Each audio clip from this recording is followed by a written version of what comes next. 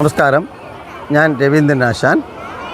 ഇന്ന് എന്നോടൊപ്പം ഉള്ളത് സിദ്ധ കളരി സംഘത്തിലെ ഗുരുക്കളായ ശ്രീ ബിനുവും സുപ്രസിദ്ധ കുംഫു മാസ്റ്ററായിട്ടുള്ള ശ്രീ കർമ്മചന്ദ്രനുമാണ്.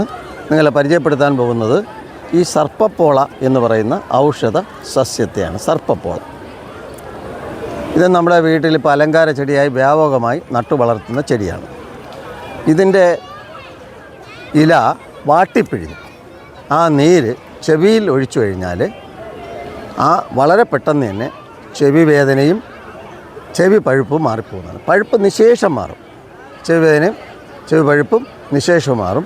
ഇതും കായത്തിരുമേനി എണ്ണയിൽ മലറിൻ്റെ കൂടെ ഇത് ഉപയോഗിക്കുന്നു. ഇതിനെ മലരെന്ന് പറയും, പക്ഷേ ഇതല്ല മലര്, എന്നാൽ ഇതിനെ മലരെന്ന് പറയും. ഇത് സർപ്പപ്പോളയാണ്. ഇത് വീട്ടിൽ അലങ്കാര ചെടിയായിട്ട് വളർത്തുന്നതാണ്. പക്ഷേ ഒരു കാരണവശാലും ഈ ചെടി നിങ്ങളുടെ വീട്ടിൽ നട്ട് വളർത്തരുത്. ഏതെങ്കിലും കാരണവശാൽ ഇതിൻ്റെ നീര് ഉള്ളിൽ പോയി കഴിഞ്ഞാൽ മാരകമായിട്ടുള്ള അസുഖങ്ങൾ ഉണ്ടാകുന്നതാണ്. ഒരിക്കലും നമുക്ക് പറയാൻ പോലും കഴിയാത്ത അത്ര അപകടകാരിയായ സാധനമാണ് ഇത്. അതുകൊണ്ട് ഒരു കാരണവശാലും വീട്ടിൻ്റെ അടുത്ത് വയ്ക്കരുത്. കുഞ്ഞുങ്ങളോ വല്ലതോ അബദ്ധവശാൽ കഴിച്ചാൽ പോലും വളരെ അപകടകാരിയാണ്. ഇത് അഗസ്ത്യർ പഞ്ചസൂത്രത്തിൽ വളരെ വ്യക്തമായി വിശദീകരിച്ചിട്ടുണ്ട്. ഇത് ശാസ്ത്രീയമായിട്ടും അതാണ് ശരി. ഇതൊരു കാരണവശാലും ഇതൊരു വിഷസസ്യമാണ്.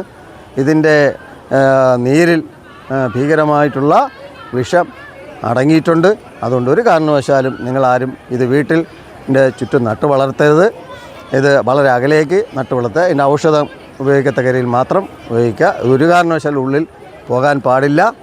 എന്തായാലും ഞങ്ങളുടെ ഈ ലഘു വീഡിയോ ഇഷ്ടപ്പെട്ടവർ ലൈക്ക് ചെയ്യുക, ബെൽ ബട്ടൺ എനേബിൾ ചെയ്യുക, സബ്സ്ക്രൈബ് ചെയ്യുക. നന്ദി, നമസ്കാരം.